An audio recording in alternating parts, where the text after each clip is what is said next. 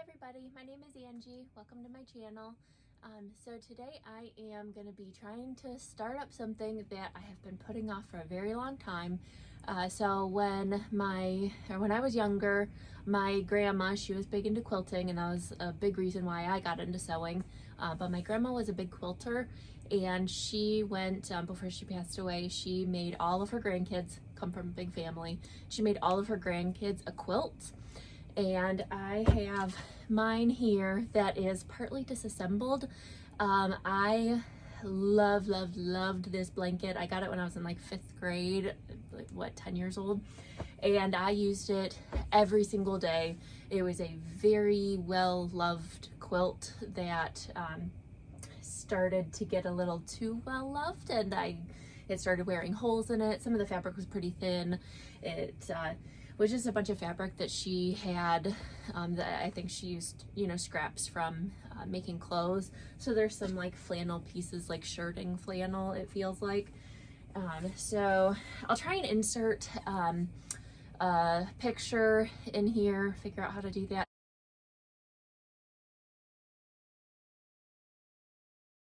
Of what the quilt looked like before I started disassembling it. I don't know if I have any recent pictures of it. So it's just, you can kind of see, it had a nice pink border. I trimmed down the border at this point, but it had a nice pink border around both sides. There wasn't the pink border on the top. And the first 2 rows of the patchworks, I think they ended up being about 5 inches finished. And they were, the first 2 rows of them on either side, on either ends, were just, the seams were all that was left. It was like completely worn down to nothing. So I completely cut off the top 2 rows and the bottom 2 rows. And I am having to replace those, and as well as replace the border. And you can see the ends kind of go every other color there. So I wanted to continue with that. The fabric on the inside of it, I wasn't going to be able to find anything that matched exactly. So I did my best to try and find fabric that kind of blended with it a little bit. So I've been working on that over the last year, just, here and there, trying to find stuff that kind of matches along with it. So I was able to find these 2 to kind of go along with that border. It's pretty close. I think that's pretty close there. So I got those so that I can continue the green and white alternating along the sides, as well as the pink border. I think that is pretty darn close right there. So I will have to go through and, actually cut off the rest of this pink here. But I do think that the pink that I got was a pretty darn good match for that. And then the rest of these are just other fabrics that I found that I think kind of mesh well, and it's going to look repaired. I'm not trying to make it look like the original. It is going to look repaired, but I also still wanted it to kind of go along with, how it looks. So let's see. So one of these is actually pretty close. So this one here, I was able to get this, which is kind of hard to see, but that's a pretty good match right there. So I got that one. This one doesn't really match anything that was on there, but I thought that kind of blended well with it as well. Very hard to see this. And then same with this one. This one as well kind of matches with this floral there pretty well. And then this one does not match, but this is kind of the tribute to my grandma. She was a big bird lover, and she especially loved cardinals.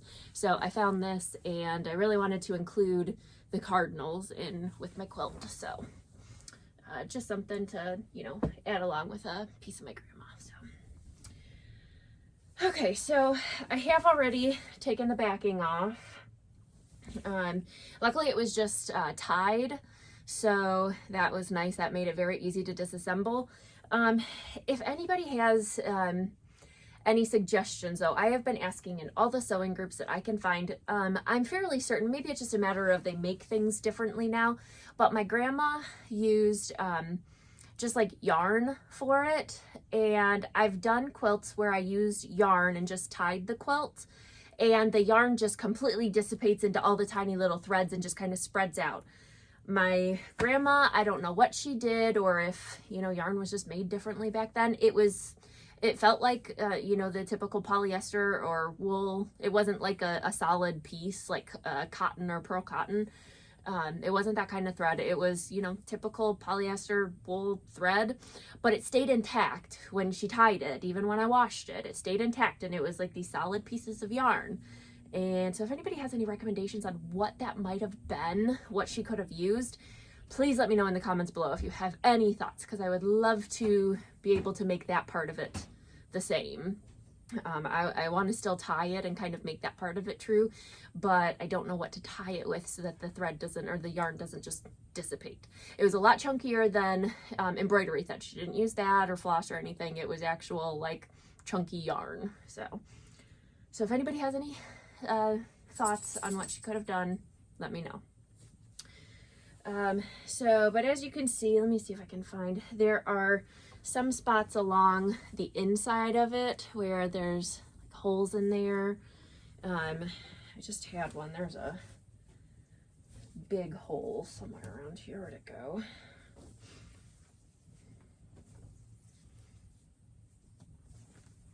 I don't know, now I can't find it. But all throughout there's, that one's a stain or something that didn't come out when I washed it. Oh, here it is. There is another one that has a pretty big hole in there. And that's like the entire top of my quilt was just like, you know, shredded like that.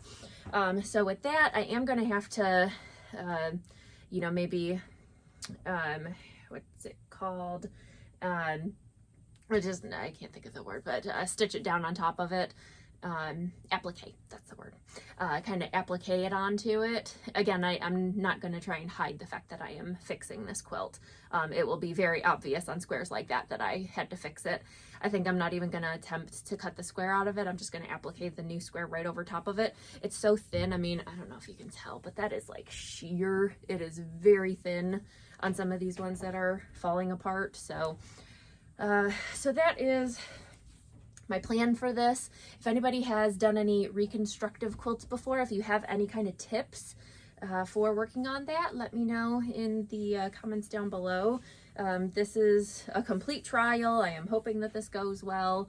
I have never had to do a reassembly of a quilt before, so I will take you along my journey. Stay tuned. Make sure to subscribe to my channel and click the little bell so you get the notifications when I create or when I list a new video. But stay tuned and we'll see how this goes with reconstructing this quilt. All right, thanks. Bye.